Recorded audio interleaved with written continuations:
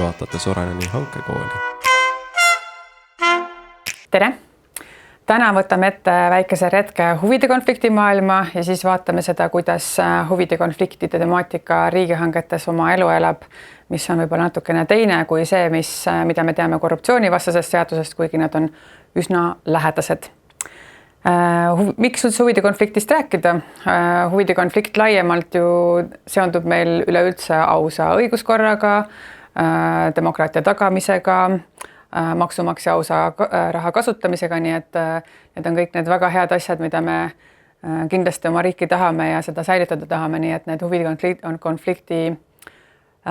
eeldused ja reeglid, mis me täna üle käime, on siis kindlasti üks nende heade asjade pant. Aga millest siis täna juttu tuleb? Juttu tuleb täna sellest, et üleüldse, mis see huvide konflikt on, just nimelt riigihangete seaduse tähenduses, millal ta võib tekkida, kuidas riigihangetes huvide konflikti tekkimist või tekkinud huvide konflikti maandada, lahendada. Eriti oluline on see, et millest me täna räägime, on hankija iseseisev kohustus iseendale leida menetlusreegel, kuidas selles olukorras või kuidas nendes olukordades toimida. Ja kõige lõpetuseks vaatame ka üle mõned kohtupraktika näited, et kui alati kõik jääb väga teoreetiliseks, et mis asi see huvide konflikt on ja kuidas sellega tegeleda, et siis kohtupraktika alati pakub meile väga praktilisi näite selles, et kuidas inimesed on tegutsenud, et mis on viinud neid negatiivsetesse olukordadesse. Niisiis, kõigepealt selle juurde, et mis see on ja millal ta tekib. Nagu ikka alustame natukene algusest, et kui on see raamistik nagu selgem, siis võib-olla on ka lihtsam mõista seda, et kus kohas või mille kaudu me oma mõttekäiku suuname, siis algusest alustades on olemas Eesti riigihangete seaduses huvide konflikti vältiva tegevuse põhimõtte hankijate jaoks. Eesti riigihangete seaduses ta on põhimõttena nagu kirja pandud, Euroopa Liidu riigihangete õigusest ta põhimõttena välja ei jookse, sest et teda tuleb pigem mõtestada Euroopa Liidu õiguse tasandil kui võrdse kohtlemise põhimõttest võrsuva paarilisena või tema paariline on siis läbipaistvuse põhimõte ja läbipaistvuse põhimõttest kohe kindlasti tuleneb see, et huvide konflikte tuleb vältida, ennetada, maandada, tegutseda sellisel viisil, mida kõik mõistavad ja mis on ka kontrollitav. Seega huvide konflikti vältimise kohustus Euroopa Liidu riigihanke õiguse tasandil tegelikult ei taga mitte midagi muud peale konkurentsimoonutuse vaba riigihangete maastikku ja tema eesmärk on siis edendada, toetada, aidata piiriülest kaubandust viisil, mis siis ei tee takistusi ettevõtluskonnale. Kui me tuleme siis nüüd Euroopa Liidu tasandilt siseriiklikule tasandile, siis siseriiklikul tasandil huvide konflikti küsimus seondub meil laiemalt ka, nagu ma ütlesin juba, et ausa raha kasutusega ja korruptsiooni ennetavate meetmetega, et need on erihuvi, mis tuleneb nagu liikmesriigi enda õiguskorrast, sealhulgas maksupoliitilistest huvidest ja kriminaalmenetluse seadustikus, nagu karistusseadustikust tulenevatest ootustest inimeste käitumisele, et tegelikult see on see tasand, mida Euroopa Liidu riigihangete õigus otsesõnu tegelikult oma sihiks ei sea, et tema räägib ainult siis konkurentsimoonutuse vabast olukorrast. Mis on veel ka väga üldisel tasandil hästi oluline välja tuua just nimelt huvide konflikti põhimõtte rakendamisel on see, et te kindlasti teate, et väga paljud reeglid riigihangete seaduses on seotud konkreetsete piirmääradega, et kui on X eurot selle ostuhind või kui on X eurot tolle hanke hind, siis kohalduvad teile erinevad kogumid reegleid riigihangete seadusest. Huvide konflikti puhul tuleb hakata oma kohustusi täitma juba alates nii-öelda nagu 0 eurost, ehk et huvide konflikti vältimisele ei ole ette nähtud mitte ühtegi piirmääras ega mis tahes ostu te teete, mis tahes hanke te teete, sõltumata selle väärtusest see ei tähenda mitte midagi, vaid et seda on nagu teie kohustus huvide konflikti ennetamise ja vältimise osas on kogu aeg täpselt sama tõsine või sama kõrgel tasemel. Ja kust kohast üldse siis huvide konfliktid võivad tulla, seda kohe vaatame, aga enne seda veel käime läbi selle, et milline see huvide konflikti mõiste on ja kes sinna üldse on hõlmatud. See siis on nii-öelda seaduse sõnastus, mis omakorda tuleneb riigihangete direktiivist ja ma seda ette hetkel ei loe, et võtke rahulikult aega ja lugege see silmadega üle. Mida ma soovin siin väga rõhutada on see, et kui me võrdleme seda korruptsioonivaba seaduse mõistemääratlusega või nagu käsitlusega, siis ta lõppastmes ei ole erinev. Ehk et nagu tema nagu sihik on ikkagi suunatud nendele isikutele, kes üleüldse nendesse nii-öelda riigihankega seotud olukordadesse satuvad. Mida saab välja tuua on see, et Euroopa Liidu tasandil on see sõnastatud nii laialt kui vähegi võimalik, et iga isik, kellel on siis on mingigi roll riigihanke otsuste kujundamisse või tingimuste kujundamise mõjutamisse, siis nemad peavad olema selle klausliga hõlmatud, et nendel isikutel, kes on kaasatud kas riigihangete tingimuste ettevalmistusse, info kogumisse, info andmisesse, tingimuste seadmisesse, otsuste tegemisse, siis kõik need isikud sõltumata tema rollist, ametinimetusest peavad olema sellega kaetud, mistõttu me näeme lihtsalt seda, et see isikute ringi käsitlus on üsna lai. Ja seesama nagu tegevuse piiratus ehk et keskmine punkt, et millal see sinna nii-öelda riigihangete seaduse huvide konflikti radarisse sisse sõidab, siis ta sõidab siis, kui on ikkagi tegemist mingisuguse riigihanke olukorraga, mis võib siis tulevikus mõjutada nagu nii-öelda pakkujate elu ja suhtluspakkujatega ja võrdse kohtlemise tagamist. Et mitte iga riigihankes tehtud liigutus ei ole see, mis võib sinna huvide konflikti olukorda viia. Et näiteks kui sa oled dokumendiregistri haldaja või nii-öelda lihtsalt nagu paned dokumenti üles, et nad siis ilmselgelt sa sinna ei kuulu, aga põhimõtteliselt kui me räägime nagu sellest tuumikosast riigihanke tegevusest, siis kindlasti see tegevus seotus selle isiku sellesse nii-öelda mõiste sisse nagu toob. Ja see, et kus kohas see huvide konflikt üleüldse nagu välja tuleb, on loomulikult ja jällegi ka korruptsioonivaba seaduse või korruptsioonivastase seaduse määratluse sarnane, et sul on huvide konflikt kindlasti siis, kui seal on kas otsene või kaudne, kas mingisugune rahaline, muu majanduslik, muu isiklik huvi, mis võib siis sinu erapooletust ja sõltumatust kahjustada.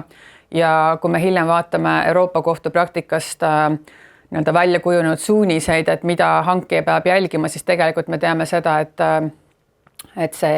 ei tähenda ainult olukordi, kus sul päriselt huvide konflikt on tekkinud, vaid et see käsitleb olukordi, kus sul võib olla ka huvide konflikti tekkimise oht ehk et näivus. Et see standard nagu selle kohta, mida tuleb juba ennetada või eemaldada sellest olukorrast on palju kõrgem kui see, et me peame alles siis tegelema hakkama, kui see olukord on juba kätte jõudnud. Selle slaidil juures väga tahan rõhutada ka seda, et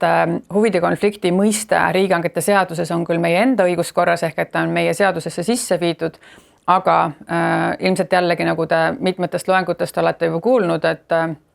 Euroopa Liidu riigihangete õigus on see, mis selle mõiste meie õiguskorda toob, mis tähendab seda, et tegemist on Euroopa Liidu õiguse autonoomse mõistega.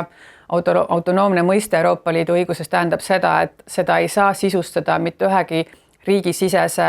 õigusakti või käsitluse kaudu ja Euroopa Liidu õiguse mõisteid saab sisustada ainult kas Euroopa Liidu seadusandja ja tõlgendab seda meile Euroopa kohus, kui sellised olukorrad tekivad. Ehk et väga levinud on olnud ka sellised nagu käsitlused, et näed, et meil on siin huvide konflikti mõiste riigihangete seaduses ja vaatame siis seda, et mida nagu korruptsioonivastane seadus selle kohta ütleb ja sisustame nagu siis selle nagu mõtestame nagu selle riigihangete seaduse huvide konflikti mõiste läbi selle, et mida meie muud õigusaktid meie õiguskorras selle kohta ütlevad. Aga seda teha ei tohi, sellepärast et kui Eesti seadusandja väljaspool Euroopa Liidu õiguse pädevusi oma õigust nii-öelda loob, siis see võib olla erinev sellest, mis on Euroopa Liidu seadusandja eesmärk ja Euroopa Liidu seadusandja nii-öelda sõnastus, et seega kui üldse vaja tõlgendada on seda mõistet, siis tuleb esimesena alati vaadata sinna, et mida ütleb selle kohta direktiivi preambul ehk et sissejuhatav osa. Seal tihti on selgitussõnad kaasas ja teine koht, kus alati otsida Euroopa Liidu tasandil tuge on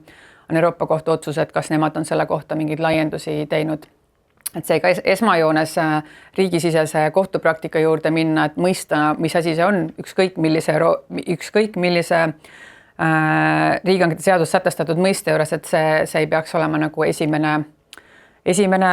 valik seda teha.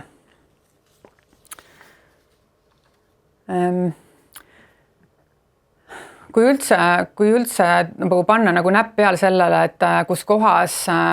huvide konflikt tekib, siis loomulikult huvide konflikt tekib alati hankija enda tegevuse või protsessi sees. Need klassikalised olukorrad on siis riigihangetest välja tooduna see, et kui isik on hankekomisjoni liige või hankekomisjoni juht ning et näiteks tema pereliikmel on mingisugune ettevõte, kes on samamoodi samast hankest osalemisest huvitatud, siis jälle, kui te mõtlete tagasi eelmise slaidi peale, et kui on otseseid või kaudseid finantsalaseid, majanduslikke, isiklikke huve, siis neid olukordi tõlgendatakse väga laialt ehk et mis tahes sinu otsus võib olla kantud sinu enda soovist või suunisest eelistada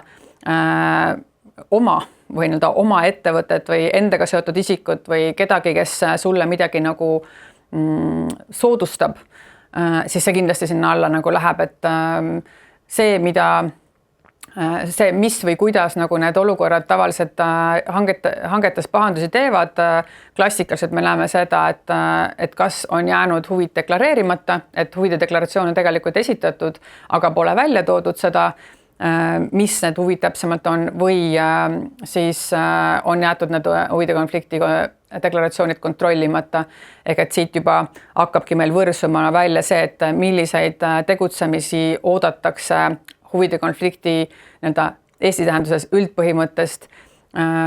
Üleüldse hankijalt siis oodatakse seda, et sa oled igal tasandil aktiivne, ehk et sa oled aktiivne enesekontrolli raamistiku looja, sa oled aktiivne ennetavate tegevuste elluviija, sa oled aktiivne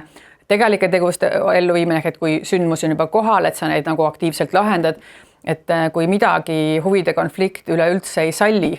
huvide konflikti olukord või isegi hõnguline olukord, siis ta ei salli passiivsust. Ehk et kui me räägime hankija hoolsuskohustuse tasemel, et milline käitumine on oodatud hankijalt,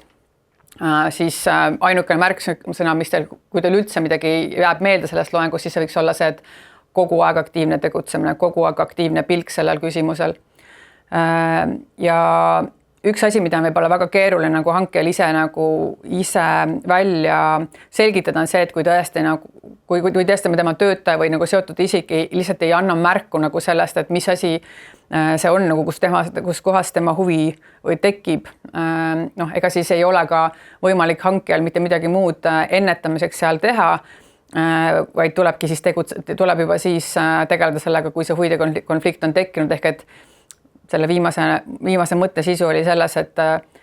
huvide konfliktiga enesekontrolli raamistiku sisseviimine ja kontrollimine, ta on ikkagi koostöö. Ta on koostöö selles osas,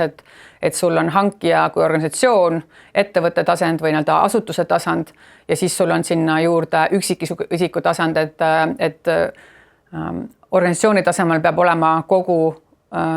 õigusraamistik peab olema ära loodud, ära tehtud, aga kui üksikisik seal sees ikkagi pahatahtlikult või ka hoolimatult infot ei jaga või oma kohustusi ei täida, et siis seda koostööd ka selle hea tulemuse nimel ei sünni, et see on kindlasti üks ka selle huvide konflikti ennetamise edupant, et tuleb kogu aeg vaadata, et see koostöö asutuse tasandil huvide konflikti vältimise juhise ja sisemiste tegevuste ja nagu isiku käitumise vahel, et see kogu aeg oleks kooskõlas, et selleks nagu nii-öelda aktiivne dialoog, mis siis aitab ka seda isikute teadlikkust tõsta, et nad õigel ajal oma infoga välja annaks, et mida tuleks kontrollida. Ja mis siis teha, et kui selline olukord tekib, et seda vaatame hiljem natuke veel täpsemalt ka, aga sisuliselt üks asi, mida kindlasti teha ei tohi, on see, et öelda, et ahah, väga huvitav, et mis siis ikka, et lähme selle hankega edasi. Kindlasti tuleb aktiivselt võtta ette ja hakata uurima, kõik asjaolud välja selgitada, ehk et enne ei tohiks põhimõtteliselt edasi liikuda ühegi otsuse suunas, kui sul on võimalik teha hankina nii-öelda nagu valgustatud otsus ja valgustatud otsust ei saa teha olukorras, kus sul ei ole infot. Aga mis võib-olla teeb hankija tegutsemise selles valdkonnas üleüldse praegu väga keerukaks on see, et kuigi ta on väga tugevalt siis hanke üldpõhimõtete või hanke käitumisega ja ootustele läbipaistvusega seotud, et tagada siis konkurentsimoonutuste vaba riigihangete keskkonda, siis riigihangete seadus iseseisvalt mitte ühtegi suunist sulle ette ei anna, et kuidas sa sisemiselt pead korraldama, et need klauslid, mis üldse RHS-is räägivad huvide konfliktist, on sisuliselt ju huvide konflikti vältimise juhendi kehtestamise kohustus ja kui huvide konflikt on tekkinud, siis sa pead lihtsalt neid olukordi vastavalt siis lahendama, kas pakkuja kõrvaldama või mingi muul viisil, et seega selle asja raskuskese hanke jaoks seisneb väga-väga suuresti selles, et hanke peab olema valmis igal hetkel ise mõtestama endale selle, mis on minu menetlustee igas võimalikus olukorras. Ehk et seadusest sul juhiseid ei tule, et kui sa oled teinud endale või kui teil on asutuses väga hästi formuleeritud hankekord ja siis huvide konflikti vältimise juhis ja seal on välja toodud erinevad olukorrad, et ma ei tea, kui hakkame hanget läbi viima, kas me iga kord küsime enne hanke läbiviimist uuesti deklareerimist, kas me ad hoc korras nagu kontrollime iga hankekomisjoni liikme seotust muude isikutega, et seal peaks olema võib-olla ja peaks olema siis konkreetsete situatsioonide kaupa välja toodud see, et kuidas me igas olukorras tegutseme, sest et kui neid olukordi ei ole, see ei ole seadusvastane, et kui sul pole need kirjeldatud huvide konflikti vältimise juhises, aga see tähendab seda, et sinu enda mõtlemise või tegutsemise koormus nendes olukordades, kus sa pead tegutsema, on hästi kõrge. Et võib-olla lihtsalt siis kriisiolukorras on lihtsam tegutseda, kui sa saad võtta konkreetse juhise lahti ja vaadata, et mis meil siin on kirjas selle kohta, et kuidas me tegutsema peaksime. Et seetõttu, kui me räägime järelmite lahendamisest, siis enamasti piisab sellest, kui ma mingi komisjoni liikme välja vahetan ja viin läbi uue riigihanke või uue hindamise, aga sellest alati ei pruugi piisata, et mõnikord tuleb see hange täiesti kehtetuks tunnistada ja nullist alustada, isegi siis võib olla see väga keerukas, et kui sul näiteks on tehnilise kirjelduse koostanud mingi isik, eks ole, et kelle puhul on kahtlus, et see huvide konflikt seal nagu oli, et see on küsimus, et kas sa kirjutad selle tehnilise kirjelduse täiesti uuesti ümber või saadad selle ekspertiisi selle jaoks, et tagada, et seal ei ole mitte ühtegi aga tehnilist tingimust sellist, mis saab kedagi eelistada. Aga lähme siit edasi. Üks kaasnev teema, mis tihti huvide konfliktiga kaasas käib, on informatsiooniline eelis ja informatsiooniline eelis on see, mis ei ole tegelikult hankija sisene küsimus, vaid et see on hankija seest välja liikunud info teadaolemine konkreetsetele pakkujatele, kes võivad siis selle info pealt saada mingisuguse eelise sellega, et nad saavad teha kvaliteetsema pakkumuse, saavad hakata varem ette valmistama. Et seega see informatsiooniline eelis tegelikult oma sisus ei ole huvide konflikt selles tegelikus tähenduses, et huvide konflikt on ikkagi seesama mõistemääratlus, mis me just läbisime ja vaatasime, et see on olukord, kus on hankija poolt keegi isik, kes osaleb riigihanke tingimuste kujundamises, otsuste tegemises ja kui me räägime sellest tasandist, siis pakkuja poolt info teadmine ette reeglina nagu seda olukorda, et ta ei kvalifitseeru selleks olukorraks. Ehk et me võime nagu seda informatsioonilise eelise tekkimist pakkujale vaadelda kui olukorda, mis võib tekkida konkreetse isiku huvide konflikti olukorra kaudu, et see on see, miks ta selle info näiteks saab. Aga siiski informatsioonilise eelise saamine pakkuja poolt ei ole huvide konflikt riigihangete seaduse tähenduses nagu selles kitsamas tähenduses. Et reeglina, miks me sellest informatsioonilist eelisest ja huvide konfliktist koos räägime, on sellepärast, et tema jaoks on samamoodi ette nähtud konkreetne kõrvaldamise alus ja see alati tekitab nagu mõtte sellest, et kas keegi ka hankija poolt käitus siis halvasti, et miks sellel isikul on infot rohkem kui teistel.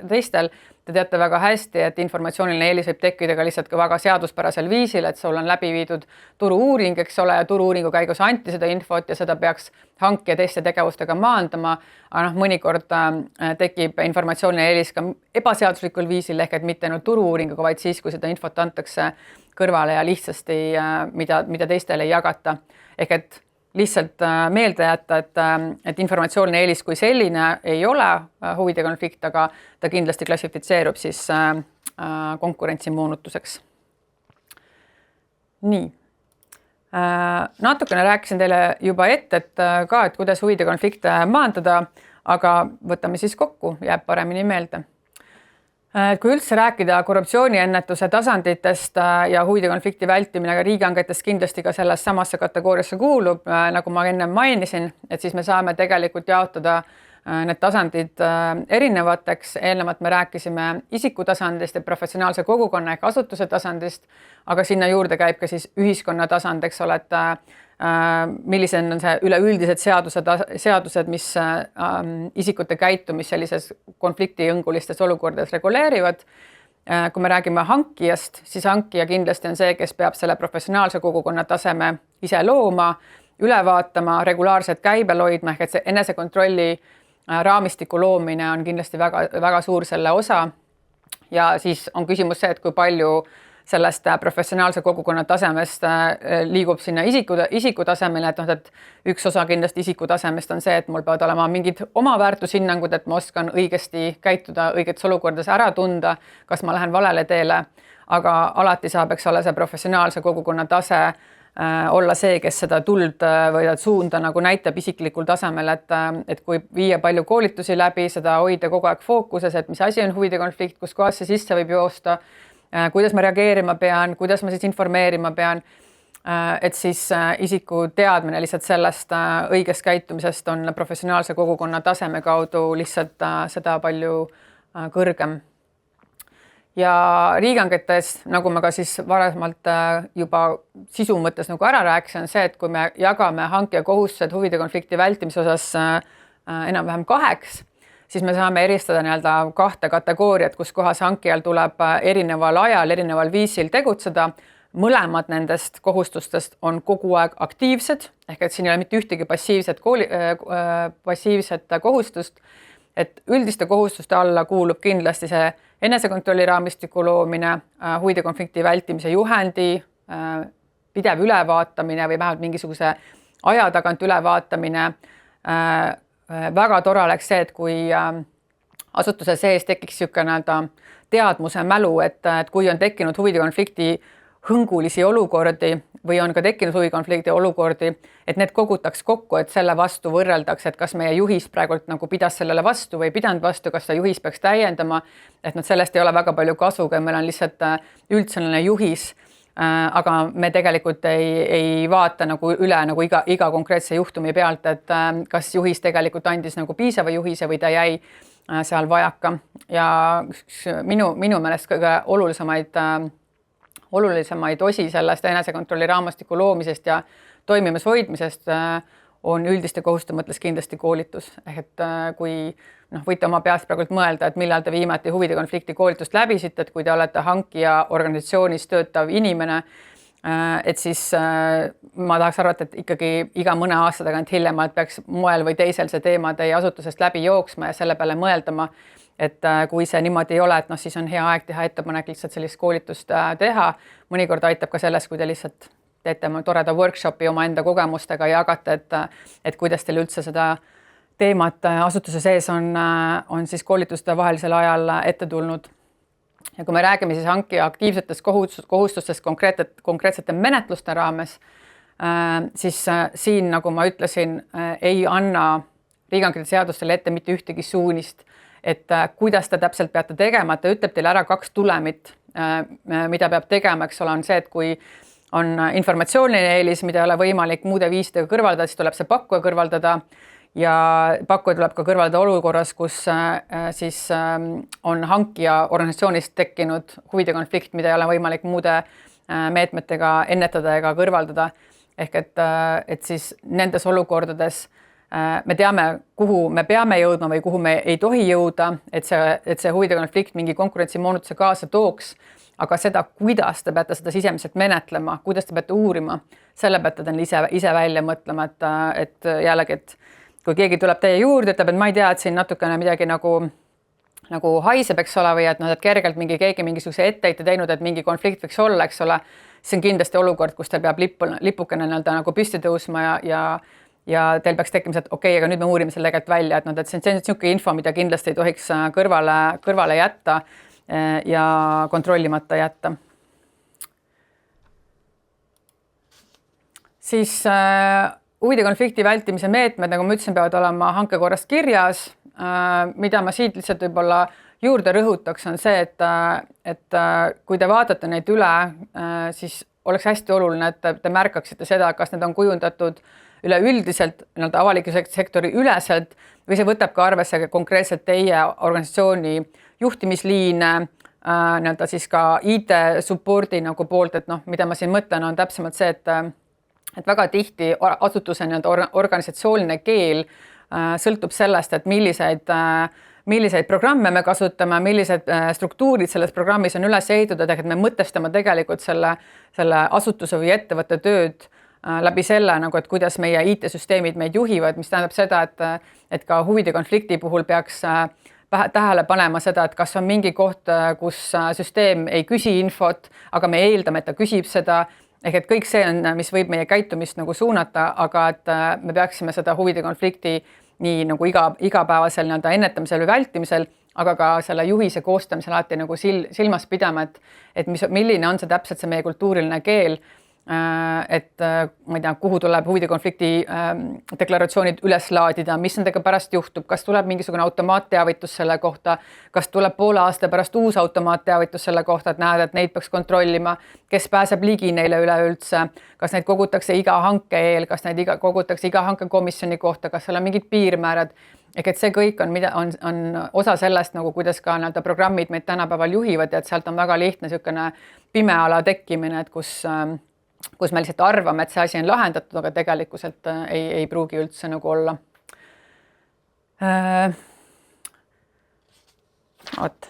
Võime siit edasi minna. Jällegi, mis puudutab neid halbu järelmeid, eks ole, et siis mõlema kõrvaldamise aluse kohta, et tuleks öelda seda, et need on olukorrad, kuhu tegelikult ükski hankija sattuda ei tohiks, ehk et need on kõik suures osas ennetavad, kui ollakse hoolas õiges etapis, et kui me räägime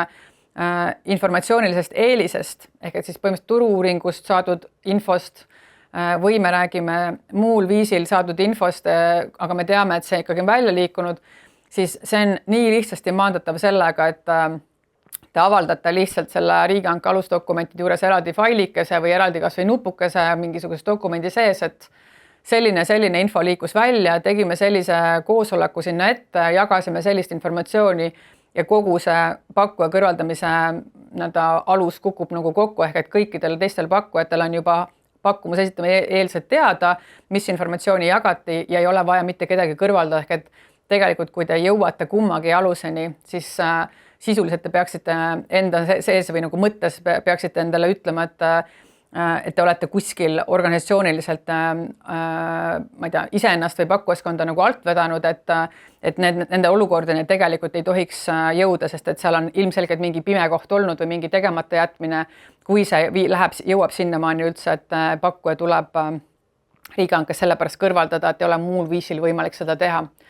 Ja mis puudutab siis huvide konflikti, siis selle kohta ka riigihankete saadud kommentaarid viitavad, et see nagu viimane hädaabi alus, kui tõesti mitte mingil muul viisil ei ole võimalik seda huvide konflikti kõrvaldada, et eelkõige tuleks ikkagi lähtuda sellest, et me komisjoni liikmed vahetame välja, et me viime uue hindamise läbi sinnamaani, et me teeme lihtsalt täiesti uue hanke, et see konkurentsi säilimine tervislikul kujul on see, mida tegelikult tuleks siis saavutada ja et me ei peaks pakkujad kõrvale jätma. Sellest informatsioonilisest eelisest ma tahtsin rõhutada seda keskmist teise alternatiivi olukorda, et kus hankija võib kõrvaldada pakkuja, kui pakkumise või taotluse koostamisel on osalenud muul viisil hankega seotud isik, ehk et tahtsin nagu seda teile nagu rõhutada, et see võib olla nii palju lai olukord, et kus keegi on lihtsalt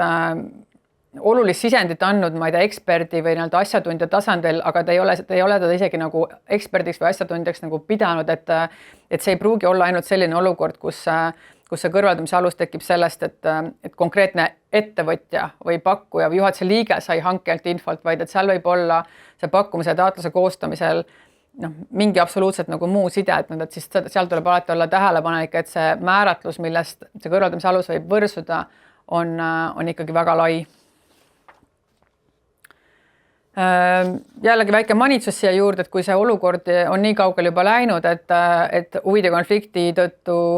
pakkuja kõrvaldamine näib olevat järgmine tegevus, et mitte midagi muud ei olegi teha, et tuleb see pakkuja kõrvaldada, et siis Euroopa Kohus on mitmel korral öelnud seda, et seda ei tohi teha ilma, et te küsiksite pakkujalt selgitusi selle kohta, annate talle võimaluse öelda, et kas tal oli konflikt või ei olnud, äkki tal on mingid muud infot, mida teil asutuse siseselt ei ole, näiteks mingid e-kirju, mis ei ole dokumendiregistris salvestatud või mingeid chatte, mis annavad sellest pildist hoopis teistsuguse vaate. Jällegi tegemist on sellise nõudega, mida riigihangete seadus teile ette ei ütle, ehk et see menetlustee, mida ma kogu aeg silmas pean, et see on see, mida te peate lihtsalt ise huvide konflikti ennetamise ja vältimise ja maandamise osas ise teadma, et kui niisugune olukord on, et siis te ei tohi liikuda kohe selle kõrvaldamise otsuse nagu lõppu juurde, vaid alles siis, kui te olete pakkujaga konsulteerinud. Mida siis õppida kohtupraktikast? Ma täna nendesse kaasustesse asjaolude mõttes väga sügavale sisse ei lähe, et seal on ilusti slaididel viited nendele lahenditele, et kui teil on huvi või vajadus, et võtke need lahendid ette ja lugege need asjaolud sinna juurde ära, aga mida ma tahan teile esimese 2 Euroopa Kohtu lahendi puhul just rõhutada on see, et mis on see standard hankija käitumisele, mis on need Euroopa Kohtu ootused siis Euroopa Liidu õiguse tõlgendajana, mida hankija sellistes olukordades peab tegema, ehk et ma olen teile täna nüüd korduvalt nagu rõhutanud seda, et hankija kohustus huvide konflikti ennetamisel, maandamisel ja vältimisel on alati aktiivsed, siis ütleme niimoodi, et need 2 lahendit, nagu et esimene on juba slaidi peal ja teine kohe tuleb sinna, et need on need tuumik- või juurlahendid, mis hankija sellist aktiivset hoolsuskohustust või tegevuse kohustust täpsustavad, ehk et siis vaatame täpsemalt, mida Euroopa Kohus siis ootab hankijatelt selles olukorras, et kui juba huvide konflikti hõnguline olukord on tekkinud ja teie ees on siis need ootused, mida Euroopa Kohus on väljendanud, et esiteks on see, et tuleb väga aktiivselt kontrollida hindamiskomisjoni sõltumatust. Hankija peab veenduma aktiivselt, et tal ei ole teiste pakkujatega või nagu liikmetega mingisuguseid töö-, era- ega ärisidemeid, mis tähendab seda, et kujutage nüüd ette ennast hanke läbiviimise olukorda. Meil on vaja hange teha, tehakse mingisugune, ma ei tea, hanke algatamise dokument, mingi käskkiri, eks ole, et seal on hankekomisjoni liikmed listitud, siis on hankekomisjoni juht ja siis on hankest vastutav isik. Ma küsiks teie käest, et aga kes teil on see kohustatud isik, kes selle kontrolli aktiivselt nagu läbi teeb, kas see üldse on pandud, ma ei tea, kas hankekomisjoni esimehele või vastutavale isikutele tehtud ülesandeks, et ta peab sellist kontrolli läbi viima ja tegema. Aga vähemalt Euroopa Kohus näeb, et selline kohustus hankijal aktiivselt on. Teiseks peab hankija võtma kohe sisulisi meetmeid, kui need konfliktid ilmnevad. Ehk et ei ole piisav vähemalt Euroopa Kohtu hinnangul see, kui sa aktiivse tegevusena eemaldad selle komisjoni liikme ära ja arvad, et sellega tegelikult see huvide konflikt on välditud, et näed, et ilmnes, et ühel komisjoni liikmel on pakkujaskonnaga seos ja see paneb tema usaldusväärsuse ja erapooletuse kahtluse alla, et eemaldame ta ära. Et selles samas kaasuses, millesse suunis on Euroopa Kohtu poolt antud, seal tegelikult see mõte nagu liikus sinnamaani välja, et tegelikult tuleb kontrollida, et ega selle liikme varasem komisjonis osalemine kui selline ei olnud juba sellise mõjuga, et ta on varasemalt hakanud oma tagasiside ja sisendi kaudu neid hanketingimusi kuidagi moonutama moel või teisel, ehk et küsimus pole ainult selles, et kas lõpphindamisotsus on õige, vaid et kas kõik sammud enne seda olid huvide konfliktidest ja konkurentsimoonutustest priid. Kolmandaks tuleb siis hankijal uurida põhjalikult kõiki viiteid võimalike seostele, selle oleme juba läbinud, ehk et ta peab ikkagi päris aktiivselt vaatama ja teadma, et milles see seos oli, millal see tekkis, kuidas tekkis, ehk et see valgustatud otsuse teema, et ilma selle sammu tegemata valgustatud otsust ei tule. Ja rakendada ettevaatuspõhimõtet, seda võib ka sõnastada teisiti, ehk et see on siis see näivuse seadus, ehk et kui ikkagi mingi olukord näib väga huvide konflikti hõnguline, siis tuleb ka seda adresseerida, et ei tohi jätta õhku mitte ühtegi kahtlust, vaid et lõpplahendus peab olema selline, mis siis ka näivalt eemaldab mis tahes kellegi konkurendi eelise. Ja see on nüüd 10 aastat hiljem tehtud Euroopa Kohtu otsus. Esimene otsus, mida me vaatasime, oli Euroopa Komisjoni enda poolt tehtud riigihankes. See on nüüd siis käsitleb liikmesriikide riigihanget, et see otsus ei ole mitte enam T-tähega, vaid hakkab C-tähega, aga 10 aastat hiljem ja vahet pole, et see pole komisjoni enda Euroopa Liidu enda hangete sees, on sisuliselt Euroopa Kohtu järeldused sisuliselt samad. Et jällegi, et tuleb tagada täielik sõltumatus ja erapooletus ja nõue kontrollida aktiivselt deklaratsioone. Jällegi sama asja ütles juba 10 aastat tagasi kohus, ehk et siis ma mõtlen 2005. Ja et tuleb kõiki kahtlusi ja signaale kontrollida. Jällegi formaalne, passiivne tegevus ei ole huvide konflikti puhul mitte kuidagi oodatud ega lubatud. Tagada läbipaistvus, pole jällegi üllatust, ehk et otsus peab olema ja saama lõpuks õiglaseks. Ja siis vajadusel kohustus asendada komisjoni liige või tühistada hindamine, et jällegi see lõplik meede, et mis siis on, mille ma pean tegema, et see peaks selguma sellest, et kui ma olen kõik kahtlused ja signaalid ära kontrollinud, asjaolud välja selgitanud, et see printsiip, mis siin ka põhisõnumina slaidil on välja toonud, on ja jääb samaks, et hankel on kohustus aktiivselt tuvastada, ennetada ja kõrvaldada kõik võimalikud huvide konfliktid kogu hankemenetluse jooksul. Kordan uuesti, et riigihangete seadus ei ütle teile ette mitte ühtegi menetluslikku sammu, kuidas või millal seda teha, seda te peate ise teadma. Lubasin teile selle loengukese alguses ka mõned näited kohtupraktikast, et kus kohas siis see huvide konflikt väga ilmselgelt sisse jookseb. Üks nüüdseks juba 10 aastat vana kriminaalasi, mis lõppes küll kokkuleppemenetlusega, aga seal see tegevuse reljeefsus on võib-olla see, et mis selle näitena väga hästi toimima paneb, oli see, et oli üks hankija sisene ametiisik, eks ole,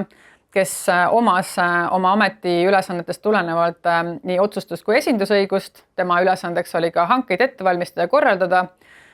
Ja siis ta leppis kokku selle pakkujaga, et ta on nõus sellele pakkujale andma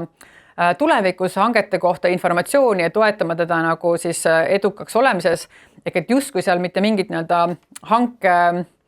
hankeõiguslikku probleemi veel ette ei tulnud, sest et me ju teame seda, et turu-uuringute kaudu info andmine pakkujale ei ole iseenesest ju keelatud, aga milles see huvide konflikt sinna sisse jooksis oli see, et ta oli nõus seda tegema sellepärast, et talle paigaldati koju siis liugvärav, maksis toona 4200 €. Ehk et siis see käis vastutasuks selle eest, et mul oli majanduslik või finantsalane isiklik huvi, et anda sulle mingisugune kas või informatsiooniline eelis teiste pakkujate ees. Ja ilmselgelt, kuna see oli kokkuleppemenetlus, et seal neid asjaolusid oli rohkem kui kohtuotsusest välja paistab, aga et printsiibina väga reljeefne olukord, kus on olemas isiklik huvi, nii otsene kui kaudne selle hüve saamise osas ja siis tegevus sinna vastutasuks, et ma annan sulle rohkem infot kui teistele. Aga õiglus sai jalule seotud sellega, et ta pidi ikkagi selle liugvärava maksumuse riigi tuludesse kandma, et ei saanud tasuta, kuritegu ei tasunud ära. Siin on tegemist ühe pikema looga, kus siis oli ministeeriumi ametnik ja siis Tallinna Keskraamatukogu ametnik, väga üldistatult öeldus, nad suunasid siis riigihankeid konkreetsetele ettevõtetele ja mis tekitab selle huvide konflikti vaate siia sisse, et seal muidugi analüüsiti nii altkäemaksu kui kõike muud, eks ole, et hästi omapärane on see lahend selle tõttu, et nad suunasid seda suunasid neid hankeid ettevõttele muuhulgas sellepärast, et see ettevõte pakkus neile tööd. Ehk et nad samal ajal täitsid ka siis selle ettevõtja kaudu võidetud hankeid ja nad pidid ära saama siis, või nad pidid siis saama 75% sellest lepingu maksumusest endale. Ja see, mida kohus seal siis analüüsis, oli see, et kas selline käitumine on siis lõpuks huvide konflikt või altkäemaks, eks ole. Ja kohus ütles seda, et see oli ebaseaduslik tööleping põhimõtteliselt ja et ta ei olnud altkäemaks, vaid et ta oli nagu ka tasu tehtud töö eest, kuigi sellises vormis seda teha ei oleks tohtinud. Aga siin on selge ka see, et see huvi, need konkreetsed riigihanked konkreetsele ettevõtjale suunata, ükskõik mis see nagu isiklik subjektiivne motivatsioon seal taga võis olla, eks ole, aatelises vaates, on ikkagi keelatud, et sellisel viisil nagu see suunamine iseenda huvides ei ole lubatud. Et seal väga huvitav kaitsetaktika oli see, et öeldi, et nad suunasid seda, üks nendest ütles, et me suunasin seda sellepärast, et me saime selliselt riigile soodsama diili, et see hoiab maksumaksja raha kokku, siis kohus muidugi sellele vastas, et see kõik on väga tore, aga et see ei õigusta ikkagi korruptiivset või kuriteole viitavat käitumist, et lõpuks on oluline ka see, et see menetlus oleks päriselt ausalt läbi viidud, et kui aus menetlus toob kallima hinna, siis on ka aus, et riik sellest ju kallima hinna välja käib. Nii et see lõppes samamoodi vähemalt osaliselt süüdimõistva otsusega. Järgmine lahend tuleb meile 2022. aastast ja seal oli siis küsimus tehnilise tingimuse seadmises viisil, mis soosis põhimõtteliselt ühte konkreetset pakkujat ja pakkuda siis saigi ainult see isik või see ettevõtja, sellepärast et teiste tehnilised tingimused sinna ei sobinud. Ja kohus siis huvide konflikti raames rõhutas siin seda, et huvide konflikt tekib siis, kui hankija esindajal on seos pakkujaga, näiteks ühine äriajalugu või asutaja roll, mis kahjustab tema erapooletust ja sõltumatust hanke ettevalmistamisel. Ehk et kui selle loo moraal jällegi väga lühidalt kokku võtta, on siis see, et see seos pakkujaga ei pruugi olla see, et ma olen selle pakkuja juhatuse liige või töötaja või ekspert või käsundusleping alusel, et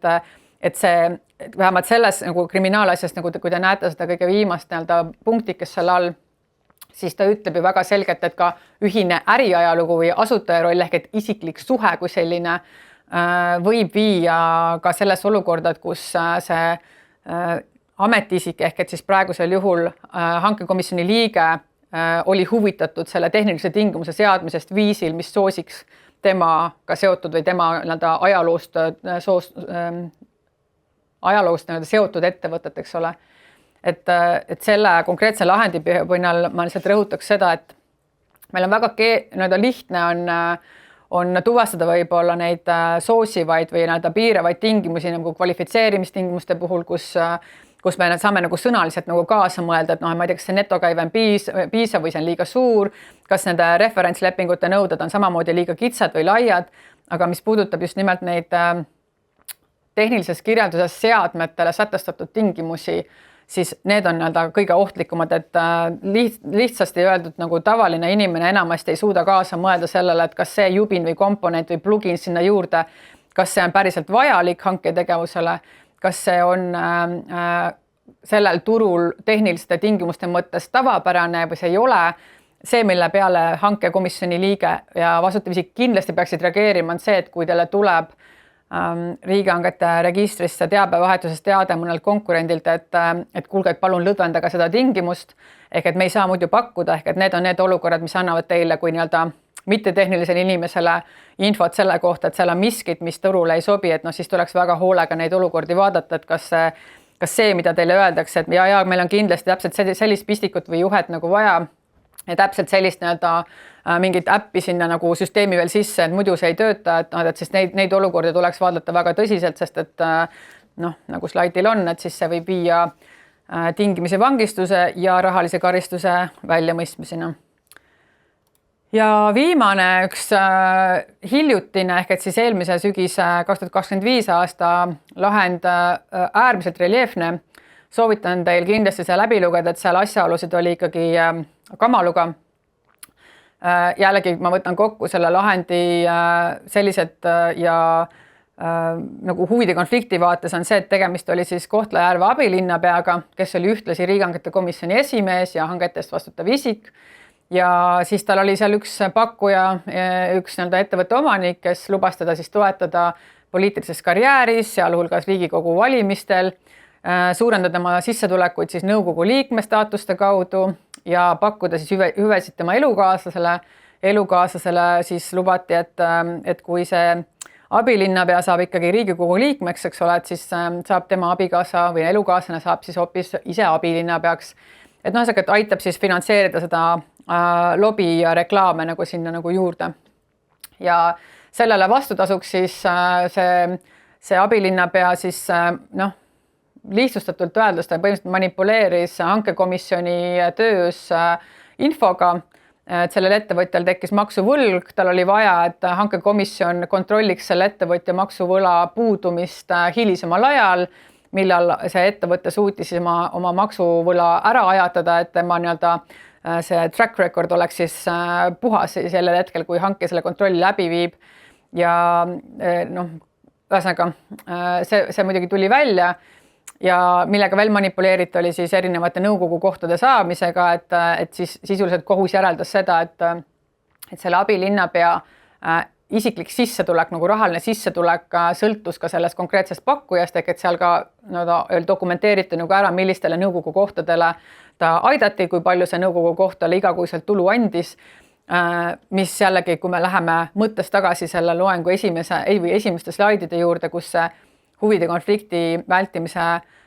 termin on lahti kirjutatud, et siis huvide konfliktiks on olukord, kui sul on mis tahes ametiseisundaga isik, sealhulgas komisjoni liige või vastutav isik, kellel on otseseid või kaudseid majanduslikke või finantsalaseid huvisid, mis võivad siis selles riigihangete tegevuses moonutada hanke tehtud otsuseid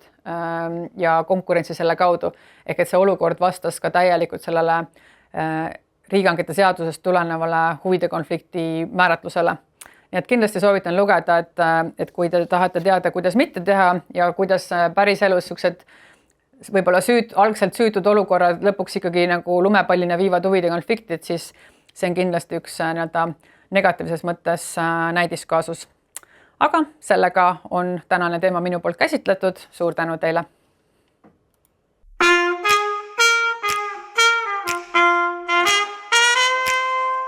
Vaatate Soraineni hankekooli.